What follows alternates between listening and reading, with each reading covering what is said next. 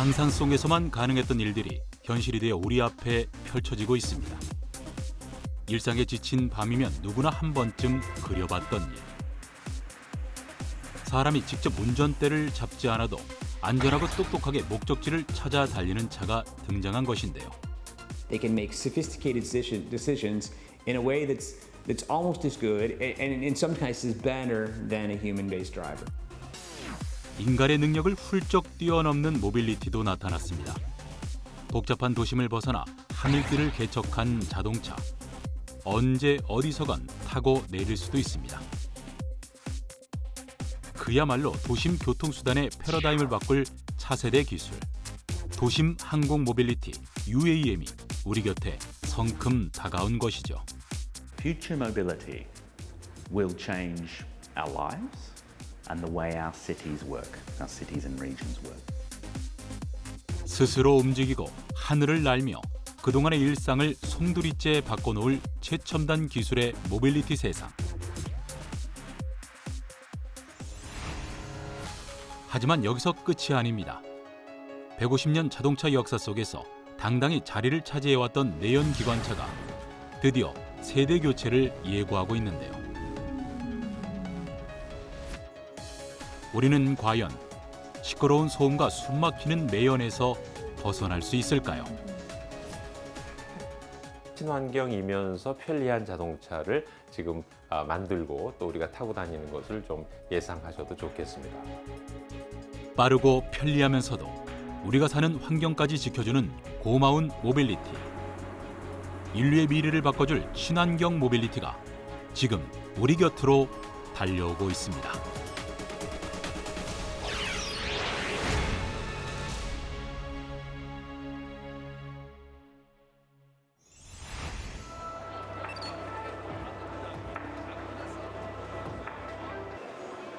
지난 3월의 막바지, 경기도 고양시에서는 국내 최대 규모의 모빌리티 전시회가 열렸습니다. 특히 올해는 팬데믹 이후 처음 열리는 행사라 사람들의 기대가 더 컸는데요. 네, 이렇게 P&D 모듈은 부드럽게 통해서 서스펜션과 마찬가지로 360도 회전까지 가능한 것을 확인해 볼 수 있습니다. 이번 행사의 가장 큰 변화는 기존의 내연기관차 대신 친환경을 표방한 다양한 형태의 차들이 자리를 잡았다는 겁니다. 충전을 시작합니다. 그로부터 약 일주일 뒤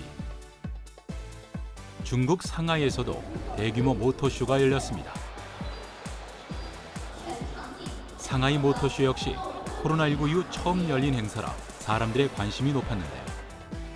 무엇보다 전시된 신차의 70%가 전기차, 다시 말해 친환경이 화두인 셈이죠.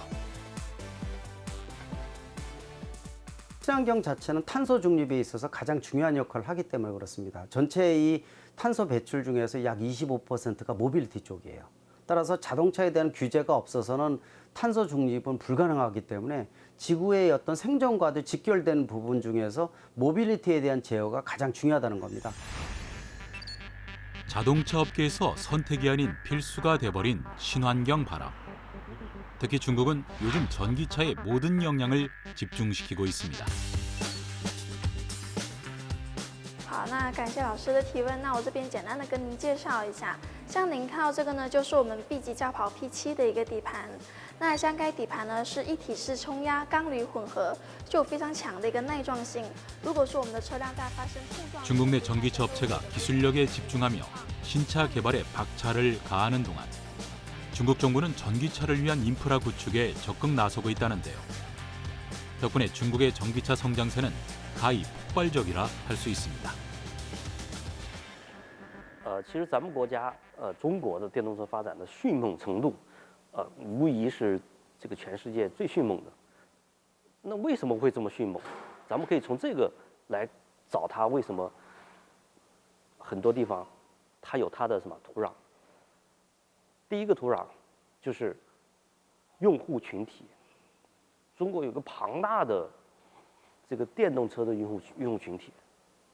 那么这个群体，他一边跑，一边在路上跑，一边就采集了大量的数据，所以大量的用户群体导致了大量的真实有效的环境的数据，这个我觉得是 그렇다면 미국은 어떨까요? 스마트 기술력으로 세계 전기차 시장을 선도하고 있는 미국. 특별한 에너지를 연료로 전기차를 움직이는 한 스타트업을 찾아가 봤습니다. Hey, welcome to Aptera. I'm Chris. Good to meet you. Nice to meet you, and thanks for having us. This is our San Diego production facility, where we'll be building 20,000 Aptera a year. And this is one of the first Aptera prototypes that we built. 그러니까 햇빛으로 전기를 만들어 차를 움직인다는 얘긴데요. 실제 미국은 전 세계 태양광 전기차 시장에서 가장 큰 규모를 자랑합니다. 올해 우리 돈 약 2천억 원 시장에서 2030년에는 지금보다 10배 이상의 성장을 전망하고 있는데요. 그중 이곳은 가장 앞서가는 기업입니다. Writing code and designing parts and getting the electrical schematics together to start producing production parts for the Aptera. 설립 후 자금 확보의 문제로 어려움을 겪기도 했지만 2019년보다 강력한 기술로 다시 선보인 신차. It also has solar panels on it, which will charge the vehicle up to about 60 kilometers a day, free from the sun. The solar cells are actually built into the body structure. So it provides about 700 watts of power, and that can produce over 4 kilowatt hours of power a day, and that will take you about 60 kilometers of free driving a day. Plus it has a battery pack. The battery pack alone can take you 1,600 kilometers in one direction. 차 본넷과 지붕에 설치된 태양광 패널을 통해 전기를 충전하고 그 충전된 전기로만 최대 1,600km까지 주행이 가능하다는 태양광 전기차. Our solar can recharge about 40 miles a day. So for the average driver, you would never have to plug the Aptera in. So ostensibly, the Aptera is 100% solar transportation for the average driver. In Europe, they actually drive less. In Europe and Asia, they drive about 25 miles a day. So even in those places, you're driving 100% of your power off the sun if you're an average driver or less. 눈부신 햇빛만 있다면 언제라도 달릴 준비가 되어 있다는 태양광 전기차. 이 기업은 올해 말 제작, 내년 출시를 목표로 현재 다양한 검증 작업을 진행 중이라는데요. 앞으로 이곳에서 약 2만 대의 차량이 제작될 예정입니다. 벌써부터 구매 예약을 한 사람들도 있다는데요. 신차가 공개된 첫 주에만 4만 대의 주문이 들어왔고 지금도 매일매일 주문 문의가 늘고 있답니다. Alright, let's go. 과연 햇빛으로 달리는 차는 어떨까요? 기업의 마케팅 관리자 크리스 씨가 운전하는 차에 함께 탔습니다. It's a lot bigger than I imagined on the inside. It's such a unique shape, but when you're actually in the driver's seat, you have plenty of room. And I think the thing I love most about Aptera and my job and eventually owning an Aptera vehicle is just the freedom you time back into your day and saves you money. So in America, we're saving, you get 64 kilometers back. So if we left it out in the sun, you could come back with. 매일 내리쬐는 햇빛에서 100% 에너지를 얻을 수 있는 매력적인 태양광 전기차. 혹시 안전도에 문제는 없을까요? One of the first questions we get about Aptera is it safe? And because we've designed this vehicle with a carbon fiber composite chassis, it's very, very safe. So the roof crush strength on this, when last tested, we had the highest roof crush strength of any passenger car on the road. If you start with a very efficient vehicle platform from the start, you're going to use less energy per mile, you're going to be taking less from the environment, you're going to be doing better for the planet.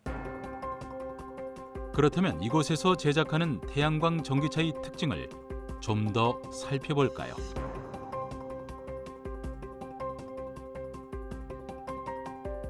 This is actually how we build our solar panels at Aptera. It's made with a very flexible monocrystalline solar cell that actually flexes quite a bit. So this cell can actually flex over 1.5 millimeters on the corners, and that's how we get the solar panels to compound curve. So they curve in one direction and they curve in another direction too. So another cool thing is that because it's held together with this copper matrix on the back, if you break or crack a cell, it actually still produces almost all the power it originally did. And we form them into a panel like this. So this is half of our roof panel, and you can see how on the back they're electrically connected. And then we just sandwich them between two sheets of glass. Glass that's very similar to your cell phone, very tough and resilient, but also very thin and lightweight. 단단하면서도 가벼운 태양광 패널이 흡수한 햇빛은 차내 마련된 배터리에 충전이 되는데요. 이곳에 충전된 전력으로 1600km의 이동이 가능한 겁니다. This is actually the heart of the Aptera. It's a cylindrical NMC lithium battery cell. Nickel metal cobalt is what NMC stands for. And this is a 2170 cell, so it's 21 millimeters in diameter and it's 70 millimeters tall. This is a very ubiquitous cell. It's in the Tesla Model 3, it's in the Rivian, it's in a lot of different kind of electric vehicles, so it's very easy to source. But we take these cells and then we put them into modules like this, and they're placed by robot into modules like this, and then they're strung together like this module at the end, which is how they electrically connect them. So this connects all the plus and minuses from the battery cell.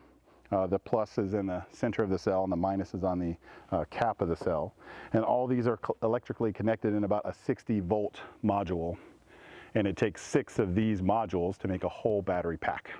And this is what the final production hood looks like on an actual vehicle. This panel produces about 80 watts just by itself. 태양광 패널과 배터리 팩이 유기적으로 연결된 태양광 전기차. 차의 모양에도 에너지를 아끼는 비밀이 있습니다. So if you can make those more aerodynamic, you'd get instantly much better fuel economy, double, triple the fuel economy. So we started with aerodynamics. In computational fluid dynamics, we designed a very organic, streamlined shape that's the most aerodynamically efficient vehicle that's ever been built. 또한 엔진이나 모터에서 바퀴로 전달되기 전 손실되는 에너지를 최소화했습니다. So we have a very efficient powertrain where the motor's in our wheels, and we get a lot more power to the road, and we get a lot better regenerative braking, and it's just more energy efficient overall. 가벼운 차의 무게도 에너지 효율을 높이는 데 도움이 된다는데요. 여기에 하나 더, 환경을 위해 도색 과정도 생략했습니다.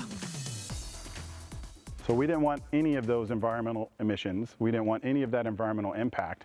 So we use film to cover our parts. That means we have no paint shop. We're not atomizing any solvents.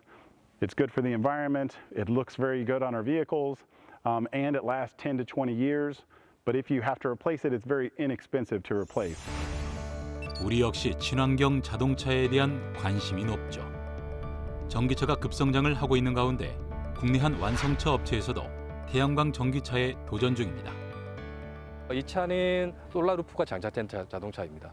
우선 솔라 루프라는 것들은 태양광을 통해서 차량을 발전한 시스템입니다.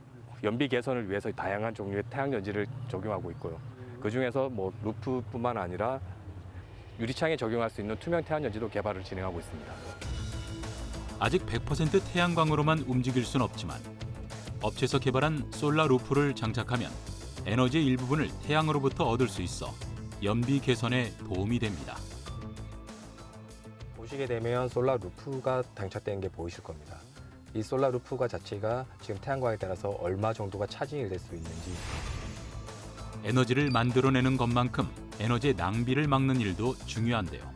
이 기업에서는 회생제동 시스템을 통해 보다 효율적인 친환경 자동차를 만들고 있습니다. 앞으로 미래를 보게 되면 한 차종이 모든 걸 좌우하기는 어려울 겁니다. 그러나 이동할 때 이동수단은 모두 친환경 수단이어야 된다는 전제 조건이죠. 여기에는 바로 수소차가 그 역할을 거의 대변할 것이다. 이렇게 좀 보고 있습니다. 이번에는 아우토반의 나라 독일로 가봅니다. 어느 것보다 환경 문제에 관심이 많은 나라 독일. 독일 북서부 니더작센주에 위치한 작은 마을. 이곳에 세계 최초로 운행을 시작한 수소 열차가 있습니다. Ich finde, dass erneuerbare Energie ist viel besser. Also natürlich ist Diesel jetzt nicht gut für die Umwelt, deswegen finde ich es gut, dass die jetzt mit Wasserstoff fahren. Ich glaube, die Zukunft geht auch in diese Richtung. Ja gut, man ist natürlich schon stolz darauf, dass man quasi so Versuchsregion ist, in Anführungszeichen. Aber insgesamt gesehen ist es ja eine Technik, die ist beherrschbar und die wird sich überall durchsetzen. Also insofern sind wir froh, dass wir die Ersten sind. 지난 2018년 시범 운행을 시작으로 작년 8월 정식 운행을 시작한 이 마을의 수소 열차. 처음에 2대로 시작했지만 그 수를 점차 늘려 현재는 한 노선을 아예 수소 열차로만 운행하고 있다는데요. 디젤 열차와 비교하면 소음도 적을 뿐 아니라 열차 운행 과정에서 물과 증기만 배출되기 때문에 주민들의 반응이 좋다고 합니다. 제작진도 수소 열차에 몸을 실었는데요. 운 좋게도 운전석을 둘러볼 수 있었습니다. 수소 열차의 운행 속도는 평균 시속 80에서 120km 정도. 수소 연료 1kg당 디젤 연료 4.5kg과 맞먹는 동력을 발생하기에 효율이 훨씬 좋다는데요. Es ist wirklich so, dass sehr viele wirklich neugierig sind, interessiert und auch 열차 지붕에 있는 탱크에서 나오는 수소를 공기 중 산소와 직접 반응시켜 전기를 만들고 이 전기를 배터리에 저장해 열차 동력으로 활용하는 것이 수소 열차의 원리입니다.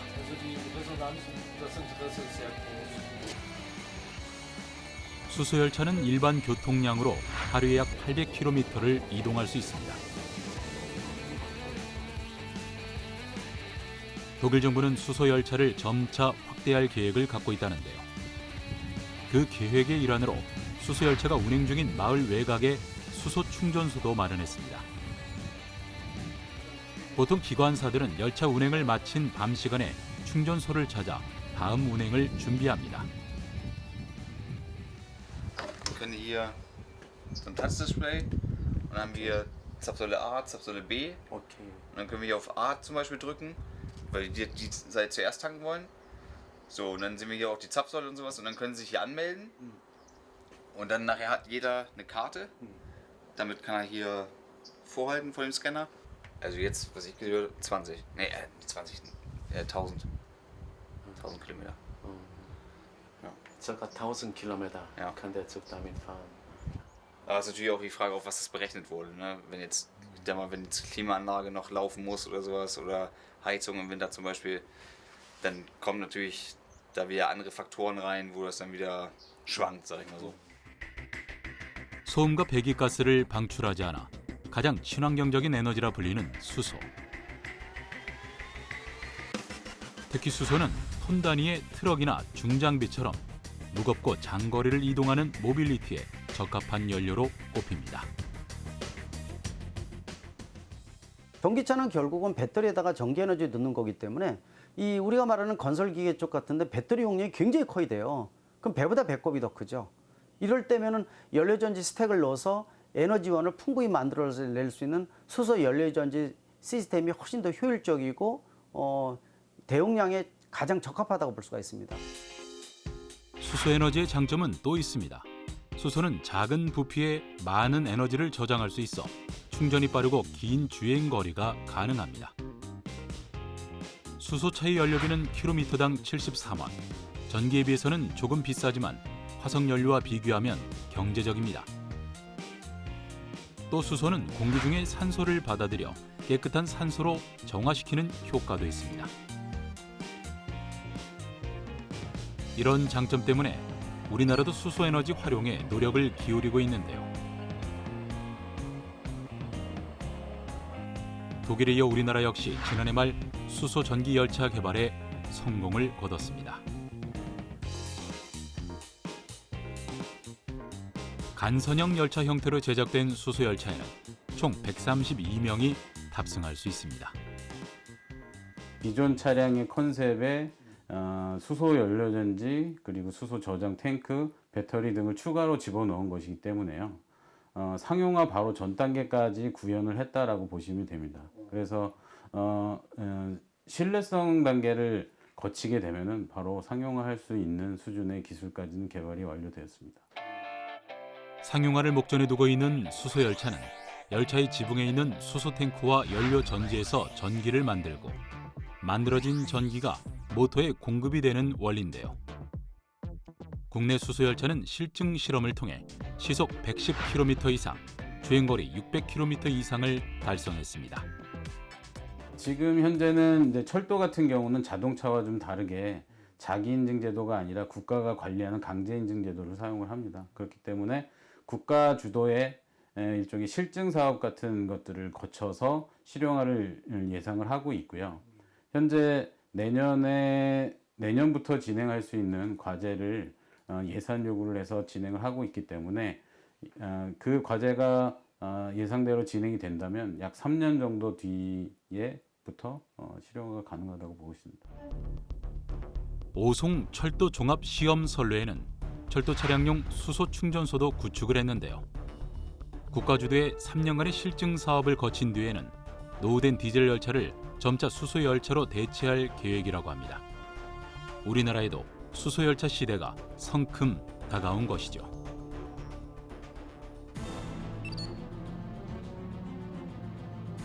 수소 에너지에 대한 연구 개발이 이어지면서 선박 에너지로의 가능성도 높아지고 있습니다. 지난해 울산 태화강과 장생포항 앞바다에선 국내 한 선박회사의 수소 선박이 실증 운항에 나섰습니다. 선박에 있어서 친환경이라는 주제는 계속 이슈가 되고 있고 HAB ENG에서는 이런 흐름에 동참하고자 대한민국 최초의 수소 선박인 블루보드호를 건조함으로써 친환경 선박 시장에서 앞서 나가기 위해서 개발 진행했습니다. 이곳에서 개발한 수소 선박은 낚시나 레저용으로 개발된 8인용 선박인데요.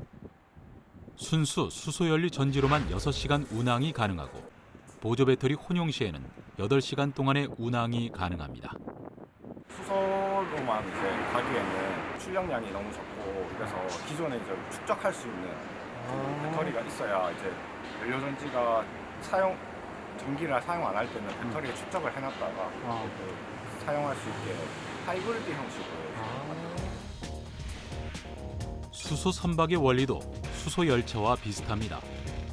선박에 장착한 수소 연료 전지에 수소와 산소를 공급해서 발생하는 열 에너지를 전기 에너지로 전환해 모터를 돌리고 모터에 연결된 프로펠러 회전으로 배가 움직이는 거죠. 대한민국 최초의 수소 추진 선박입니다. 기존의 화석연료를 사용하는 선박과 다르게 배출가스가 없어서 냄새가 없고요. 그리고 다른 엔진을 사용하는 선박에 비해서 소음이 없습니다. 그래서 편안한 탑승을 할 수 있는 친환경 선박입니다. 우리나라는 2025년까지 수소 선박에 대한 기초기술 개발을 완료하고 2030년까지 모든 단계의 핵심 기술을 확보하는 것을 목표로 하고 있다는데요. 이대로 된다면 탄소 배출을 줄이는 것은 물론 우리의 바다를 보다 깨끗이 보존할 수 있을 겁니다. 지난해 11월 전북 전주에 세계 최대 규모의 수소 충전소도 문을 열었습니다. 이곳에선 시간당 300kg의 수소를 공급할 수 있는데요. 도심에 설치된 일반 수소 충전소보다 12배 큰 규모로 평균 수소버스 15대, 수소 승용차 60대를 충전할 수 있습니다. 일반 차하고 수소차하고 차이는요, 일단 친환경 차이고 매연이 없고 엔진이 없기 때문에 또 소리가 적고 시민들한테는 아주 조용하고 쾌적한 차입니다.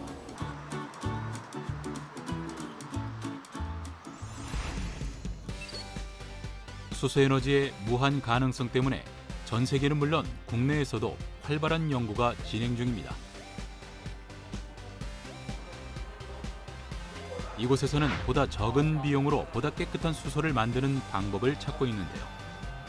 수소에너지는 생산 방식과 친환경성 정도에 따라 그레이 수소, 블루 수소, 그린 수소로 구분됩니다.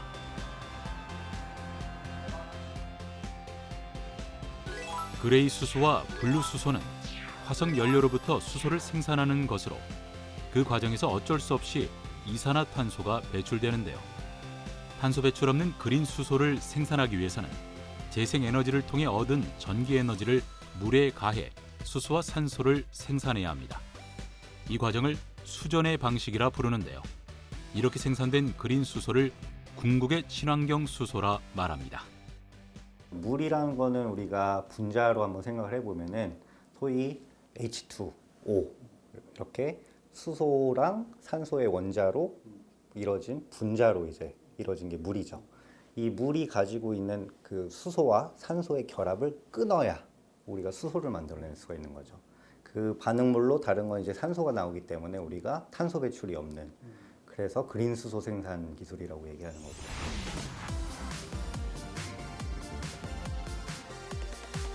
그린 수소를 직접 생산하고 있는 국내 스타트업도 있습니다. 이 기업은 제주의 바람을 이용해 전기를 만들고 그 전기로 물을 분해해 그린 수소를 생산하고 있는데요. 가변성이 큰 재생에너지로 안정적인 전기를 생산해내야 하는 것이 관건입니다. 여기서 가장 중요한 것은 재생에너지 같은 경우는 가변성, 즉 변동성이 큰 에너지원입니다. 가령 예를 든다면 풍력 발전 같은 경우는 바람이 많이 부는 경우에는 풍력 발전을 왕성하게 하지만 또 태양광 발전 같은 경우는 또 일조량이 좋을 때는 발전을 왕성하게 하고, 그렇지만 밤이 되면 일조량이 없을 때는 전력을 생산하지 못합니다. 이런 것이 이제 가변성이라고 하는데요. 저희 회사의 핵심 기술력은 이런 변동성이 큰 재생에너지를 일정하게 전력을 조정을 해서 그린 수소를 생산하는 데 사용할 수 있는 전력을 안정적으로 공급하는 기술력을 가지고 있습니다. 날씨에 따라 하루에도 몇 번씩 달라질 수 있는 바람과 햇빛을 이용해 일정하게 전력을 생산할 수 있다는 이곳. 기업의 핵심 기술은 바로 전력 변환 시스템에 있었습니다. 재생에너지로 만들고 남은 전력을 수소로 변환해 저장해 두는 건데요. 전력 변환 시스템이라고 합니다. 재생에너지가 갖고 있는 그 변동성, 특히 그 불규칙한 전력 발생을 안정적으로 전기를 조절해주는 전력 변환 시스템이라고 합니다. 특히 수소를 생산하는 수전의 시스템은 일정한 전력을 공급해야 안정적으로 그린 수소를 생산할 수가 있습니다. 따라서 이때 전력을 안정적으로 공급해주는 역할 또한 이 전력 변환 시스템이 한다고 보시면 되겠습니다. 전력 변환 시스템 덕분에 버려지는 전력을 줄이는 동시에 그린 수소도 안정적으로 생산할 수 있답니다. 새로운 친환경 연료를 만드는 방법도 그린 수소로 가능합니다. 그 이산화탄소를 가지고 우리가 실제로 쓸 수 있는 연료, 지금 뭐 가솔린이나 디젤 같은 걸 만들 수 있다, 예를 들어서. 그리고 그것들을 태우면 마찬가지로 이산화탄소가 나오겠죠. 하지만 원래 있던 이산화탄소를 가지고 만든 이산화탄소이기 때문에 결국 전체적으로 봤을 때는 그러니까 탄소 배출이 없는 거죠. 이산화탄소에서 이산화탄소 배출 없이, 그러니까 카본 배출 없이 수소가 만들어져야 되고, CO도 이산화탄소를 가지고 만들어야 말이 되는 거라서 기본적으로 해서 저희는 그 카본 뉴트럴한, 그러니까 탄소 중립적인 연료를 만들기 위한 어떤 원료로서 그런 수소의 가치를 굉장히 높게 보고 있고요. 궁극의 친환경 에너지에 대한 고민과 연구는 배터리 전기차 역시 마찬가지인데요. 전기차 배터리의 대부분을 차지하는 리튬 배터리 대신 새로운 배터리를 연구 개발 중인 스타트업도 있습니다.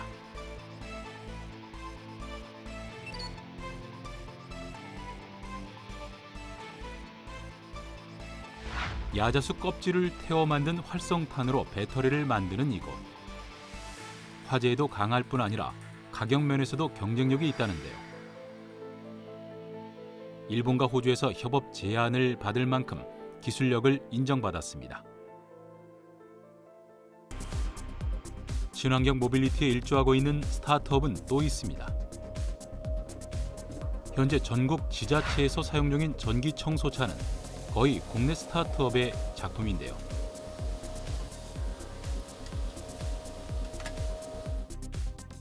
일반적인 청소차에 비해 크기가 작아 작은 골목길도 청소할 수 있을 뿐 아니라 소음도 적고 매연 발생이 없어 시민들의 사랑을 한몸에 받고 있습니다.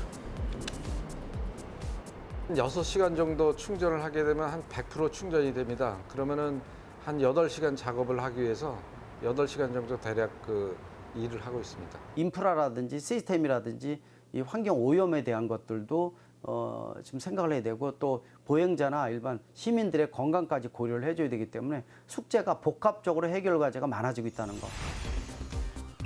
모빌리티의 개념이 일반적인 자동차를 넘어 다양한 이동수단으로 확대되고 있는 요즘. 독일을 비롯한 유럽에서는 도시의 교통 시스템에 변화를 주는 방법을 실험 중인데요. 베를린의 한 동네에서는 자동차 도로를 줄이고 주차장을 없애는 대신 시민들의 휴식 공간과 자전거 도로를 만들었습니다. Also aus meiner Sicht wird es in die Richtung gehen, dass wir über Mobilität und nicht über Verkehr sprechen. Mobilität bedeutet, Menschen müssen von A nach B kommen. Und das machen sie mit ganz unterschiedlichen Verkehrsmitteln. Und als Stadt wünschen wir uns natürlich, dass Verkehrsmittel benutzt werden, die möglichst wenig Emissionen haben, die möglichst effizient sind. Also dazu gehört auch Sharing, also das geteilte Mobilität, Carsharing zum Beispiel. Wenn man mal ein großes Auto braucht, dass man es nicht selber besitzen muss, sondern dass man es sich ausleihen kann. Dass es auch gute Verknüpfungen gibt zwischen ÖPNV und Fahrrad. In Berlin ist fast immer die schnellste Variante, von A nach B zu kommen, die Verknüpfung von ÖPNV und Fahrrad. Also die weiten Strecken mit der S-Bahn, die sehr effizient ist, in Berlin sehr schnell und sehr gut ausgebaut, zurückgelegt werden und die kurzen Strecken mit dem Fahrrad. 베를린에서의 실험을 일찌감치 실현한 곳도 있습니다. 독일 남서부에 위치한 프라이부르크. 이곳은 독일에서 맨 처음 자전거 도로가 만들어진 도시인데요. 그래서인지 도시 곳곳에서 자전거 타는 사람들을 쉽게 볼 수 있습니다. 심지어 자동차는 통행할 수 없는 자전거 전용 도로도 있는데요. 이곳이 이렇게 변하게 된 건 다 이유가 있습니다. Und diese Städte mussten wieder aufgebaut werden. Und viele Städte haben dann gesagt, okay, alles ist kaputt, wir bauen eine moderne neue Stadt. Freiburg hat gesagt, wir sind eine Stadt aus dem Mittelalter und wir wollen im Stadtzentrum, das zu 80% zerstört war, den Straßengrundriss beibehalten wie im Mittelalter. Die Gebäude sind neu, aber der Grundriss ist wie im Mittelalter. Und dann in den 60er, 70er Jahren kamen immer mehr Autos und es war dann zu eng. In einer mittelalterlichen Stadt können Sie keinen Autoverkehr unterbringen. Das war in Freiburg einer der Hauptbeweggründe, auf Alternativen zu suchen. 도로를 넓히는 데 들이는 비용을 감당하기 힘들었던 시는 새로운 대책을 마련해야 했는데요. 바로 좁은 도로를 편리하게 이용할 수 있는 교통수단을 마련하는 거였습니다. 그러다 보니 도심을 가로지르는 트램을 그대로 살렸고 다른 지역에서 오는 사람들을 위한 교통수단을 마련했습니다. Freiburg ist ja nicht isoliert. Es gibt auch viel Umland. Es gibt sehr viele Menschen, die nach Freiburg zur Arbeit kommen. Es gibt viele Menschen, die von Freiburg in den Schwarzwald, an den Rhein in der Freizeit gehen. Und das muss man auch vernetzen mit S-Bahn-Systemen, die das Umland auf der Schiene schnell mit der Stadt verbinden. Und als Zubringerfunktionen haben wir dann noch Busse zu den Schienenverkehren. In der Stadt selber verknüpfen wir es auch noch mit dem Fahrrad sehr stark und mit Carsharing, was auch ganz wichtig ist. Die Freiburger Verkehrs AG hat ein eigenes Verleihsystem für Fahrräder. 고속철도를 이용해 프라이부르크에 도착한 사람들이 편리하게 도심으로 들어갈 수 있도록 역 가까이에 공유자전거 플랫폼도 여러 곳 만들어 두었는데요. 프라이부르크 시민이 아니라도 누구나 이용 가능합니다. Also ich wohne im Umland, 15 Kilometer von hier, das heißt ich fahre mit dem Zug hierher nach Freiburg. Ich arbeite innerhalb von Freiburg und muss immer mal wieder kürzere Strecken zurücklegen, beispielsweise zu meiner Arbeit und dafür verwende ich die Fahrräder hier. 도시에서의 이동 방법은 자전거뿐만이 아닙니다. 도심을 가로지르는 트램도 시민들의 유용한 발이 되어줍니다. Neue Tickets eingeführt in Freiburg, erstmalig in Deutschland, das kann man sich heute nicht mehr vorstellen, wurde in Freiburg Anfang der 80er Jahre eine Monatskarte eingeführt. Das heißt, wenn ich mit der Straßenbahn gefahren bin, musste ich nicht mehr für jedes Ticket einzeln zahlen, sondern ich hatte ein All-You-Can-Drive-Ticket für den ganzen Monat. Das ist inzwischen, hat man das überall in Deutschland. Das wurde damals in Freiburg zuerst eingeführt in Deutschland. Und dann hat man das auch noch aus Freiburg in die Region, dass man jetzt auch mit diesem Monatsticket in der ganzen Region mit den Straßenbahnen und den S-Bahnen und den Bussen fahren kann. 대중교통 이용권을 끊으면 공유 자전거부터 트램과 버스, 고속열차까지 모두 이용할 수가 있다는데요. 이용권은 다른 사람에게 대여도 가능합니다. Das kostet im Moment, wenn Sie ein Einzelticket für einen Monat kaufen, 62 €. Und wenn Sie ein Abonnement nehmen, dann ist das noch mal etwas billiger.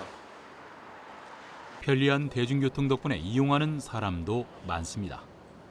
Ich fahre jetzt nach Freiburg zum Hauptbahnhof und ich komme jetzt gerade aus Kenzingen. Ich wohne in Kenzingen und arbeite in Freiburg am Landgericht. 집과 직장이 멀지만 차를 운전해 오는 것보다 대중교통이 훨씬 편하다는 그녀. 열차에서 내린 그녀가 어디론가 향합니다. 이곳은 자전거 주차장인데요. 수잔 씨네는 이곳에 자전거를 세워두고 출퇴근할 때마다 이용합니다. Es ist eine Radstation direkt am Bahnhof, wo man seine Fahrräder hier einschließen kann für die Zeit, die man nicht da ist. Und dann kann man sie ganz praktisch abholen und dann mit dem Fahrrad zur Arbeit fahren. 약 1000대의 자전거를 주차할 수 있는 이곳은 원래 자동차 주차장이었는데요. 자전거 이용자가 늘면서 지금의 모습으로 바뀌었다는데 주차비도 저렴합니다. 자전거 주차장에서 직장이 있는 도심까지는 자전거 도로가 촘촘하게 이어져 있는데요. 수잔네 씨는 자동차가 다닐 수 없는 자전거 도로를 통과해 도심까지 빠르게 이동합니다. 고속열차와 자전거 도로 덕분에 늘 일찌감치 직장에 도착한다는 수잔네 씨. 이곳에선 출근 시간에 러시아워를 만나기 어렵습니다.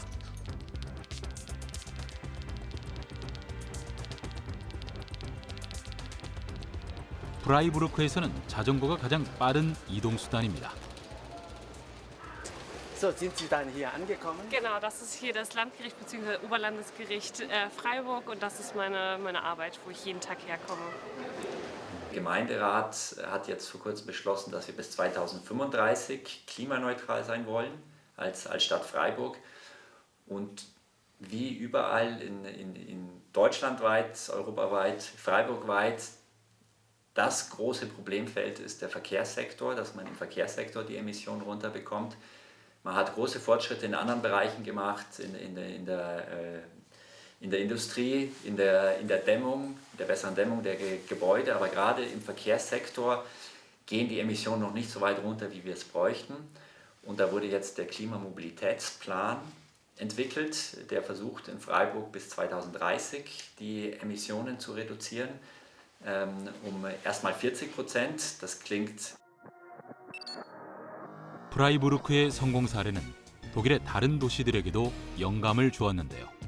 지난 2018년 독일 정부는 대중교통, 자전거 이용자와 보행자 등 친환경적인 이동수단이 자가용 이용자보다 우선시되는 모빌리티법을 제정하면서 도로 시스템의 변화를 시도했습니다. 더불어 마이크로 모빌리티 공유 서비스를 제공하고 있는 업체도 바빠졌습니다. Unser Angebot richtet sich eigentlich an alle, die in der Stadt bequem unterwegs sein wollen, eben gerade für kürzere und mittlere Strecken. Am Anfang haben wir noch gesehen, dass unsere Zielgruppe eher männlich war, aber gerade mit den Fahrrädern und mit den E-Bikes sehen wir auch immer mehr Frauen, die unser Angebot nutzen. Im Durchschnitt ist unsere Zielgruppe zwischen Mitte 20 und Mitte 30.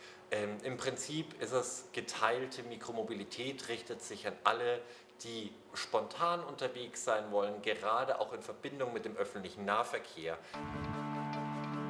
스마트폰을 이용해 간편하게 이용할 수 있는 마이크로 모빌리티는 지난 코로나19 사태를 겪으며 급부상했는데요. 독일 정부의 모빌리티법이 제정되면서 변화를 싫어하는 독일 사람들도 점차 관심을 보이고 있다고 합니다. 도로가 변하니 사람들도 변한 걸까요? Sehr praktisch. Also ich finde, man kommt damit echt ganz gut von A nach B. Man kann die fast überall ausleihen und ja, es ist oft schneller als mit dem Auto. Bei welchen Gelegenheiten nutzen Sie, wenn Sie es nutzen? Für mich ist es oft also entweder auf dem Weg zur Arbeit, morgens und abends oder zurück natürlich auch. Ich wohne so 3 Kilometer entfernt von der Arbeit, hier von dem Büro. Das heißt, das ist eigentlich ein sehr komfortabler Weg, schnell zur Arbeit zu kommen, auch wenn ich zum Sport fahre, mich mit Freunden treffe, überall, wo ich normalerweise nicht einfach zu Fuß hingehen kann, weil es ein bisschen zu weit ist. Kann man die E-Scooter eigentlich ganz gut nehmen. Ich habe selber kein Auto, wie viele Leute in meinem Alter in Berlin ja auch nicht. Und da ist es echt dann meine Choice of Transport sozusagen. 자동차로 한정됐던 모빌리티 개념이 보다 다양한 이동수단으로 넓어지면서 도시에 대한 사람들의 생각도 달라지고 있습니다. Ich denke, die Stadt im Jahre 2050 von mir aus oder auch 2040, ja, die wird ganz andere Straßenräume haben. Ja, die Straßenräume, die werden wesentlich belebter sein mit Menschen und mit Nutzungen, die momentan halt verdrängt sind durch die Parkspuren beispielsweise oder auch durch die Autospuren. Ja. Eine Straße wird wieder viel mehr multi genutzt werden halt, ne, durch Cafés halt, durch Menschen, die sich aufhalten, durch mehr Grün, mehr Aufenthaltsfläche, ja, mehr Wochenmärkte und ähnliches halt. Ne. Also Straßen werden viel lebendiger sein. 탄소 배출을 줄여 지구와 인류가 지속가능한 친환경 모빌리티 기술이 필수인 시대. 모빌리티의 개념도 달라지고 있습니다. 단순한 이동 수단을 넘어 지구와 인류의 보다 나은 미래를 위한 도구로 탈바꿈 중인 신개념 모빌리티의 등장. 상상하는 그 이상의 세상을 보여줄 놀라운 모빌리티의 세상이 우리 앞에 조금 더 가까이 다가오고 있습니다. 우리가 상상하지 못한 시대가 앞으로 펼쳐진다는 측면에서 이 과거의 10년, 미래 1년이 과거 10년하고 똑같아요. 1년 1년이 그렇게 빨리 바뀌는 시대에 우리가 살고 있다고 보시면 좋을 것 같은데 그 대변역이 바로 모빌리티가 그 중심이라고 볼 수가 있습니다. 더 크고 더 빠른 이동수단을 이용하던 인류에게 새로운 모빌리티 세상이 다가왔습니다. 작지만 효율적이고 조금은 느리지만 모두가 건강하고 행복한 세상. 소유의 개념보다는 공유의 개념이 더 친숙하게 느껴지는 미래. 지속가능한 친환경 모빌리티가 우리에게 제안하는 세상입니다.